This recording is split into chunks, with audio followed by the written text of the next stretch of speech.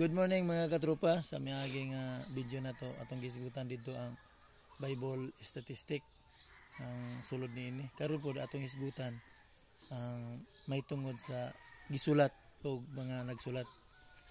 Ang atong unang isgutan mao ang unang nga libro sa Biblia, ang Henesis. Unsa man ang Henesis mga katropa? Mao ni siya ang kahulugan ani sinugdanan o pagsugod.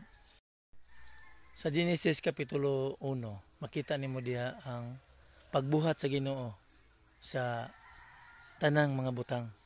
So example na siya nga ang Genesis is mao gyud ang sinugdanan. Napo diha ang pagbuhat sa Ginoo sa tao nga mo'y magdumala sa tanan niya mga binuhat. Ang gasulat ani mao si Senior San Moises. Adunay 5 ka libro si Senior San Moises nga gisulat ug usa niya na ang Genesis. Naa gisulat sa Genesis ang pagsugod gayud sa paghimo sa kalibutan, paghimo sa tibok universo, gihimo sa Ginoo ang tanang mga butang sa laktod nga istorya mo nang naa sa Genesis nga gihimo niya ang tanang mga butang. Gihimo usab dayon niya ang tao. So sa diya nga gihimo niya ang tao, na diya gitinagsa. Nahulog dayon na po sa Genesis ang pinakaunang pagpakasala sa tao.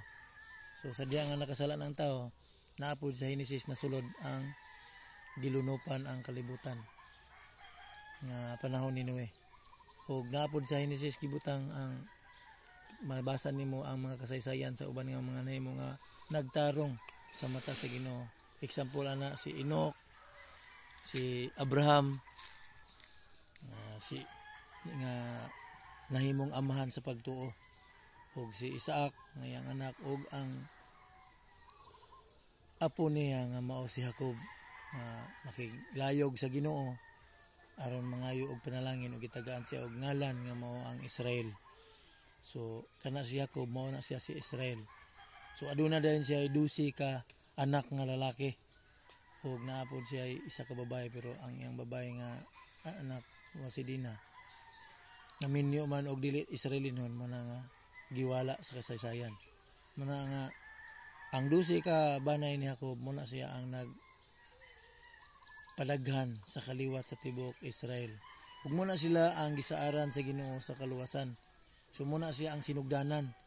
O mabasa nimo na sa Henesis, kay ang kahulugan sa Henesis mao ang sinugdanan. Ora hinaut unta nga namoy natun-an sa sunod na sad nga pagpadayag atong hisgutan ang Exodo, ang sunod nga libro nga gibuhat ni Senior San Moises. Daghang salamat o maayong buntag sa tanan.